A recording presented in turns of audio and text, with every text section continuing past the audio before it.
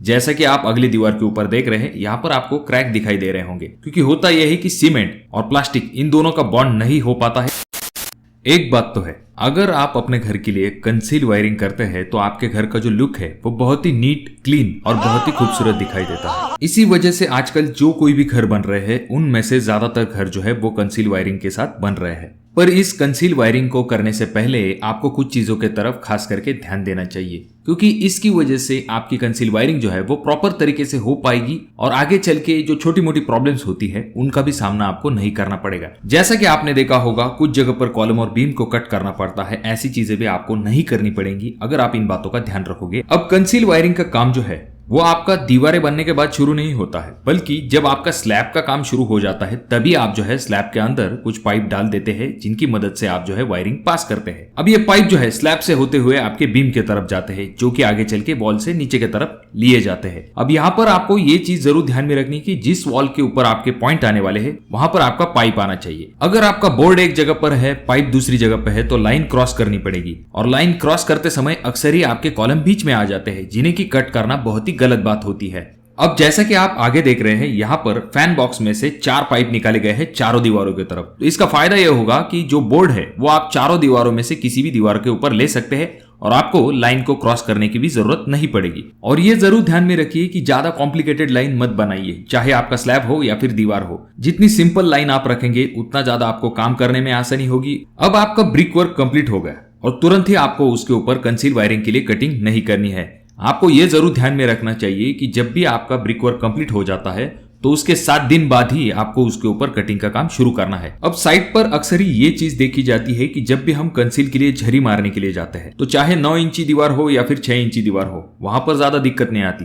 पर जहां तक बात आती है आपके 4 इंची दीवार की, तो वहां पर आपको झरी मारते समय बहुत ही ज्यादा तकलीफ होती है, क्योंकि जब हम वॉल को कट करते हैं ऐसे समय में छेनी हथौड़े का इस्तेमाल किया जाता है या फिर कुछ लोग जो है ब्रेकर का भी इस्तेमाल करते हैं। तो इस वजह से दीवार की ईंटें जो है वो ढीली होने लगती है और मोटर भी निकलने लगता है। तो ये बहुत ही ज्यादा दिक्कत हो जाती है, खास करके 4 इंची वॉल के ऊपर। अब अगला पॉइंट सबसे इंपॉर्टेंट है दोस्तों, जैसे कि मैंने आपसे पहले भी कहा कि हर एक दीवार के ऊपर अगर आप पॉइंट छोड़ते हैं तो आपको लाइन क्रॉस करने की आवश्यकता नहीं होती है।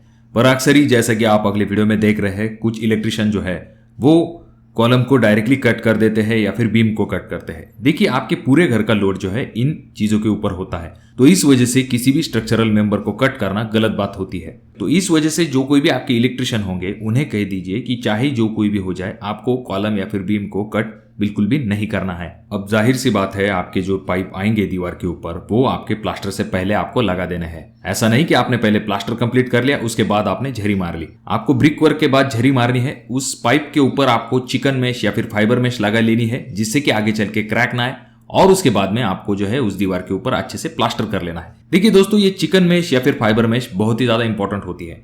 जैसा कि आप अगली दीवार के ऊपर देख रहे हैं, यहाँ पर आपको क्रैक दिखाई दे रहे होंगे, क्योंकि होता यह है कि सीमेंट और प्लास्टिक इन दोनों का बॉन्ड नहीं हो पाता है, जिस वजह से वहां पर आपको क्रैक दिखाई देने लगते हैं। तो इससे बचने का आसान तरीका यही है कि आपको मार्केट में इस तरह की फाइबर मेश या फिर चिकन मेश मिलती है, उसे आपको प्लास्टर से पहले इन पाइप के ऊपर अच्छे से लगा देना है। और आपकी चेसिंग की जो डेप्थ होगी, यानी कि जो झरी मारने की डेप्थ होगी, वो 10 mm तक होनी चाहिए। यानी कि जो कोई भी आपका पाइप का साइज होगा, आपको आगे से भी थोड़ा सा क्लियरेंस मिलना चाहिए, जिससे कि आपका प्लास्टर का मोटर जो है वहां पर जाकर चिपक जाए। ऐसा नहीं होना चाहिए कि आपका पाइप जो है डायरेक्टली बाहर की तरफ निकला हुआ है। इसका नुकसान यह होगा कि आपका प्लास्टर जो है अच्छे से बॉन्ड नहीं बना पाएगा।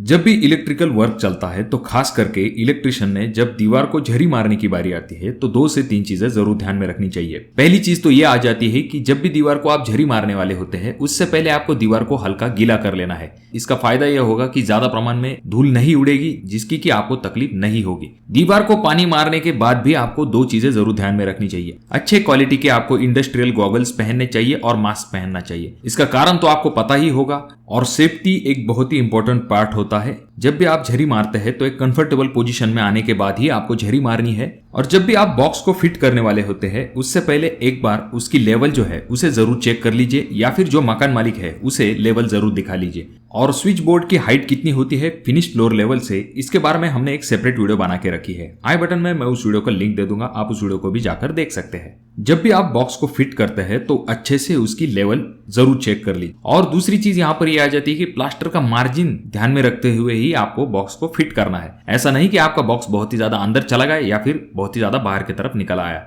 अगर आपके कोई इंटरेस्टिंग सवाल है या फिर सुझाव है तो कमेंट बॉक्स में कमेंट जरूर कीजिए। आपका अपना ही चैनल है, अगर आपके सवाल इंटरेस्टिंग हुए तो उसके ऊपर हम वीडियो बनाने की जरूर कोशिश करते हैं। अगर आपने यहाँ तक वीडियो देख लिया है तो वीडियो को लाइक कर दीजिए और चैनल को सब्सक्राइब कर दीजिए। और इन तीनों वीडियो में से कोई एक वीडियो आपके जरूर काम में आ सकता है।